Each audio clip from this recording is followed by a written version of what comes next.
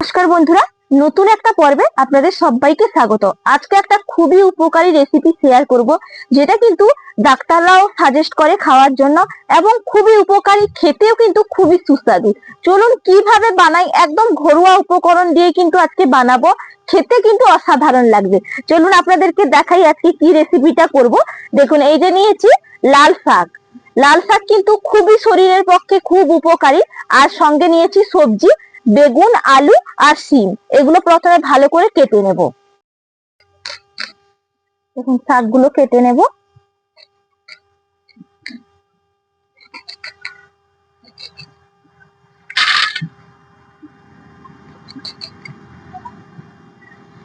দেখুন, শাকগুলো সব কাটা হয়ে গেছে, আলাদা করে রেখে দিচ্ছি।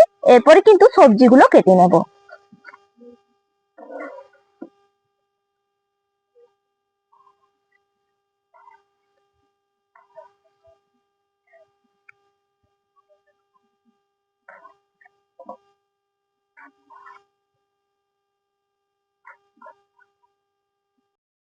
দেখুন, সব সবজি কেটে নিয়েছি, সুন্দর করে ধোয়া হয়ে গেছে, শাকটাও ধুয়ে নিয়ে চলে এসেছি। এরপর কিন্তু রান্নাটা চাপিয়ে দেব। দেখুন, গ্যাসটা ধরে কড়াই চাপিয়ে দিয়েছি। কড়াইয়ের মধ্যে দিয়ে দেব তেল। তেলটা গরম হতে হতে দেখুন, এই যে মাছের মাথা নিয়েছি, এই মাথা দিয়ে কিন্তু আজকে লাল শাকের রেসিপিটা করব। তার জন্য মাথাটা ভেজে নিতে হবে। আগে লবণটা পরিমাপ অনুযায়ী দিয়ে দিলাম,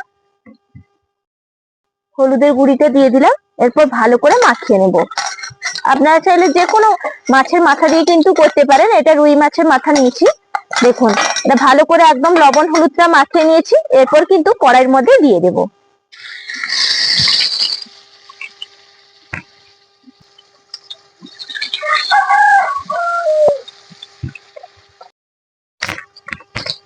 দেখুন, দু পিঠ সুন্দর কিন্তু নাড়াচাড়া করে একদম ভেজে নিয়েছি। এরপর কিন্তু তুলে নেব। দেখুন, সেই মাছ ভাজা তেলেই কিন্তু আমি দিয়ে দেব বড়ি। বড়িগুলো ভেজে নিতে হবে।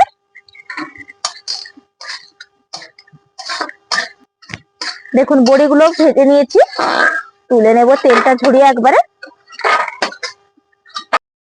দেখুন, মাছ ভাজা তেল কিন্তু কিছুটা থেকে গেছে, সেই তেলেই কিন্তু আবার একটু তেল দিয়ে দেব।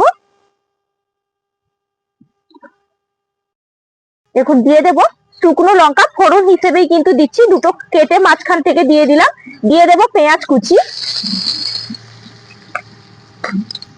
এরপর দিয়ে দেব আদা, একটু থেতো করে নিয়েছি, এই আদা দিলেও খেতে ভালো লাগে। এরপর ভালো করে কিন্তু নাড়াচাড়া করে নেব। দেখুন, আদা, পেঁয়াজ আর লঙ্কাটা কিন্তু ভাজা ভাজা হয়ে গেছে। একটু কিন্তু এইভাবে আড়িয়ে নিয়ে তেলটার মাঝখানে দেখুন এখানে দিয়ে দেব 5 ফোড়ন। এরপর দিয়ে দিচ্ছি গোটা জিরে, দিয়ে কিন্তু নাড়াচাড়া করে নেব। এটা ফোড়ন হিসেবে দেবেন, খেতে ভালো লাগবে।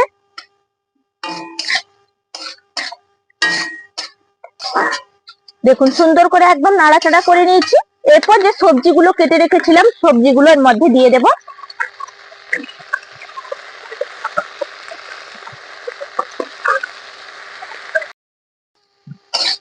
দেখুন, সবজিগুলো কিন্তু ভাজা ভাজা হয়ে গেছে। তারপরেই কিন্তু এই যে লাল শাকগুলো ওপর থেকে দিয়ে দেবেন। আগে কিন্তু দেবেন না, তাহলে কিন্তু একদম লাল শাকগুলো কোনোই থাকবে না, একদম ঘেটে যাবে। কারণ একবারে নরম করছি, তাই কিন্তু একটু ভাজা হয়ে যাওয়ার পরেই কিন্তু দিতে হবে। এরপর ভালো করে নাড়াচাড়া করব। এখনো পর্যন্ত কিন্তু লবণ ব্যবহার করিনি, এগুলো একটু কমে যাবে, তারপরে কিন্তু লবণ দেবো, না হলে পরিমাপটা সঠিক বুঝতেও পারবেন না।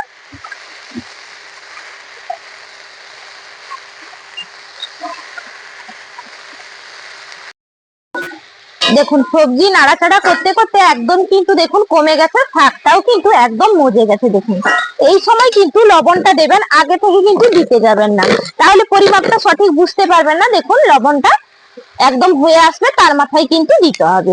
দিয়ে ভালো করে আবারও মিশিয়ে নেব। দিলে পরিমাপটাও সঠিক হবে আর খেতেও ভালো লাগবে। এরপর দিয়ে দেব হলুদের গুঁড়ি।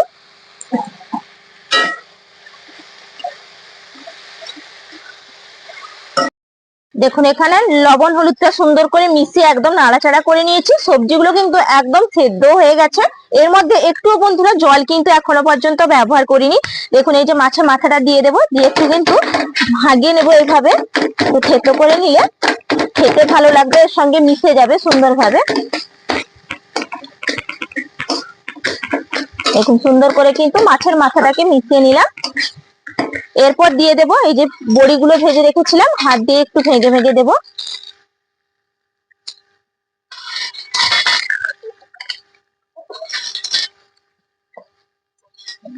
দিয়ে সুন্দর করে আবারও একবার মিশিয়ে নিতে হবে।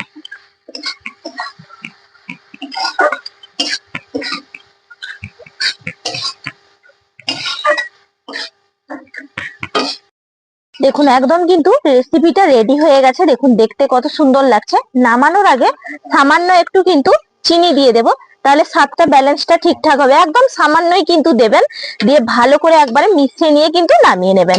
আর এর মধ্যে কিন্তু জল ছাড়া, একদম জল ছাড়া রেসিপিটা করেছি, খেতে জাস্ট অসম্ভব লাগে। গরম ভাতের সঙ্গে কিন্তু একদম জমে যাবে। এইভাবে গরম ভাতের সঙ্গে পরিবেশন করুন।